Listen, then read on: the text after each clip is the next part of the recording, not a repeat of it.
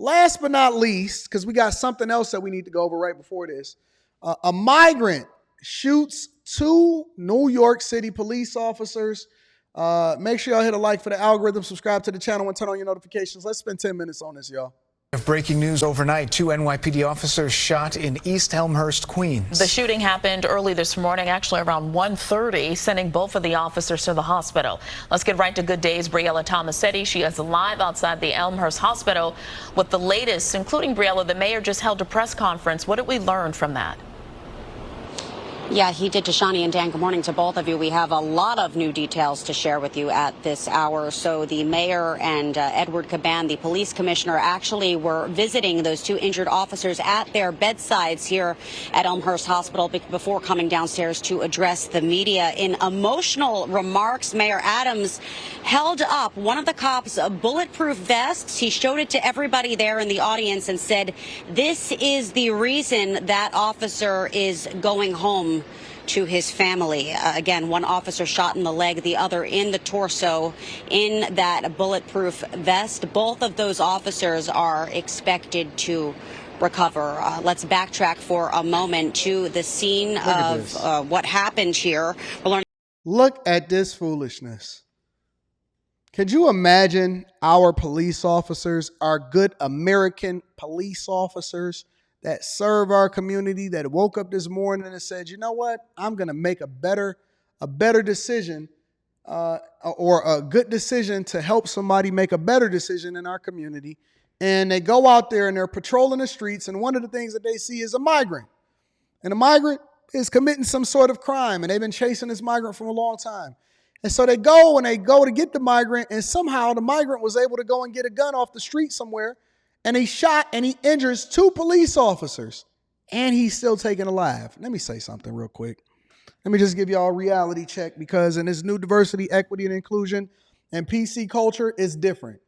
I have never in my life, when I was growing up until the time that I was about 30 years old, because it changed about 12 years ago, I have never in my life seen people shoot at the police, not even be from the United States of the Americas, and live to tell about it. I have never in my life, I don't know what country I'm living in right now, but in the United States of America,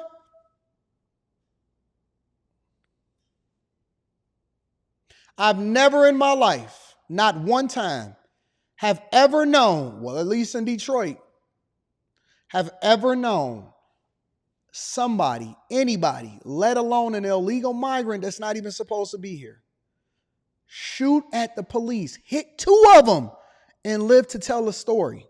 Be carried out with 3 of them walking behind you, cuffing you. That is incredible. I don't know what country we live. I feel like I'm living in the Twilight Zone.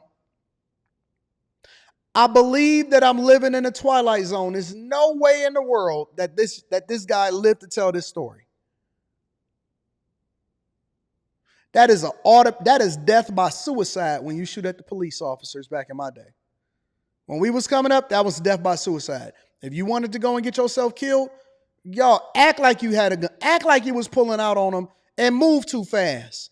These dudes is actually shooting at the police in high-speed chases, and they not dying. They not even hit. This is insane, bro. Learning more about the suspect, police say he is a 19-year-old Venezuelan migrant. The shooting happening at about 1:40 this morning near the intersection of 89th Street and 23rd Avenue. Those 2 uniformed officers were working to address a robbery pattern in the area involving mopeds and scooters. That's when they were met by that 19-year-old suspect. Police Commissioner Edward Caban explaining what happened next. They observed a male suspect driving a moped the wrong way on 82nd Street near 23rd Avenue and attempted to pull him over. The suspect then fled on foot, and the officers began a foot pursuit, which led for several blocks. During the pursuit, the suspect fired multiple rounds at our officers, who then returned fire. Name killing? Yeah, you heard the commissioner there saying that the officers returned fire. The suspect was struck in the ankle. He was taken to New York Presbyterian Queens Hospital to be treated for his injuries. them Generation X and them boomer officers, they had in Detroit what we call gang squad. Y'all not familiar with gang squad, but over here in Detroit back in the day, they had what they call gang squad. And gang squad, the last thing you want, you prayed for a regular uniformed officer to pull you over or to run up on you, because the last thing that you wanted to do was deal with what we call gang squad. And they was busting heads, taking names. They had no rules, no restrictions. They was the judge, jury, and executioner. But apparently we got some new Gen Z millennial cops that's doing it a little bit differently. He is also in stable condition, and a gun was recovered at the scene. The suspect, we're told, entered the country in 2023. He has no prior arrests here in New York City, but he is wanted for several robberies involving mopeds and scooters. Again, that is what those two cops were investigating at the time this all happened. The officers and their families, we're told, are in very good spirits. This could have ended a lot worse, thankfully. Gang squad was self-funded. Gang squad in Detroit, they was bringing in more in revenue than they was taking off the streets. Listen, let me tell you something, bro. They was knocking heads. Dope boys already understood that if they found something in your car, just be like, man, I don't know what's going on. Is that somebody else's? They be like, hey, is that yours? What mine?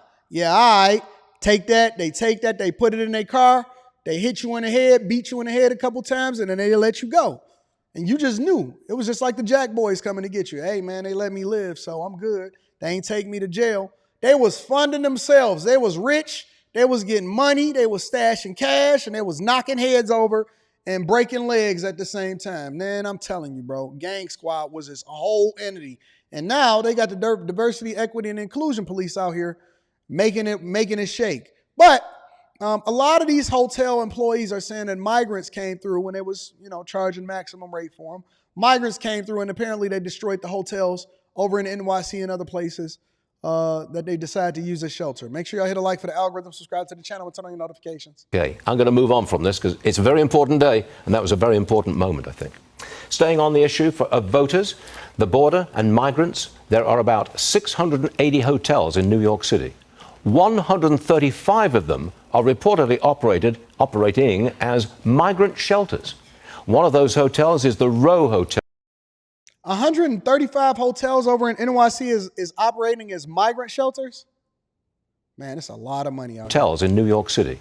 135 of them are reportedly operating as migrant shelters. One of those hotels is the Row Hotel, where Carlos Arellano used to work. Carlos joins me now. You tell me, how do hotels make... Oh, no, Carlos. Neck bigger than your head, man, boy. Carlos said, Carlos, come on, Los. Los couldn't even find a good white wall to sit behind. He gonna go to the mall and put his neck into the screen. All right, Los, listen, I got you. When Los shave, I ain't even gonna do it. Come on, Los. At least he got it all the way buttoned up to the top of his neck. Los, tell us about what the migrants did at the hotel that you worked at, big dog. Money from these migrants. Tell me. Well, they charge the city, the taxpayer, they charge them double. People think you're just paying for the room, but you're paying for the staff members. You walk into one of these hotels, and depending on how far you get, you can see a table of 10 staff members. But out of those 10 staff members, only 2 of them are really working. Oh, Los is a disgruntled worker. Let me tell you something. Los is a disgruntled worker, and Los is telling on everybody. He said, look, everybody getting paid. Everybody is using y'all money. Ain't nobody actually doing what they supposed to do. And all of these migrants and these migrant workers, it's a finesse. It's an absolute finesse. They got 10 workers. They skimming off the top. Only 2 of them is actually working. And they all in the lunchroom, in the break room, and they don't care what's going on inside of these hotels. And the other 8 that are there, they're just hanging around, not doing the thing. Mm-hmm. And when I used to work there, I used to say, why do I need 10 people when I have 2 people only working? I need to get rid of some of these people. And the excuse was always the contract requires this many people, and it requires that many people, 10 of them, because they want to charge the city more from the taxpayer funds. So Los is telling, and I believe him. I don't believe that any man with a neck like that would lie to you. No man with a neck like that, whose neck is the equivalent of the circumference of the head, would ever tell you a lie. And he's not even looking into the camera, so I know he's telling you. He's just focused on recalling every single piece of his memory in order to give you the whole truth, nothing but the truth. He's telling you 100%. He's not even looking in the camera. He said, listen, it's two workers that's actually doing anything, but it's 10 on staff, and one of the reasons is so that it can make as much money from its taxpayers, because the contract requires at least 10 people on call, so they making as much money from the city and the taxpayers as much as possible. And I used to ask, and they didn't tell me anything. That is the truth. That's the truth. That is nothing but the truth. Shout out to Los exploding and telling us exactly what's happening out in these streets. He got his backpack on. He got his helmet inside of that backpack. And he going to tell us the truth. they upcharge anything they can. You know, if they say, oh, we're going to offer them homeschool teachers for the migrants who don't want to go send their kids to public school, the hotel's going to charge it to the city twice as. Did y'all know this? Los is the whistleblower for the city. Los said illegal migrants can get homeschooling if they don't feel like sending their children into the schools. Oh my God. Are y'all not absolutely 100% appalled at this? How can y'all still allow for this to continue to go on, not paying attention, not going to the polls, not holding your legislative leaders accountable of what's going on out in these streets, considering that we listen to Los and he's telling y'all, he finessing y'all. They finessing y'all.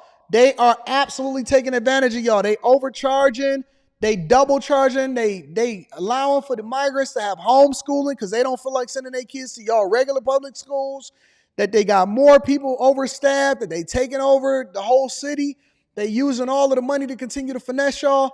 How are y'all not pissed off? Especially as people that are sanctuary city. How are y'all not pissed off? How are y'all not mad? How are y'all not trying to hold somebody accountable? Jesus. As much. So they find any little excuse to charge more money inside. What's the condition of these hotels now from the inside? How are they being, I hate to say trashed, but are they in good condition or not? Oh, somebody no, they're ruined. They're never going to be what they once were.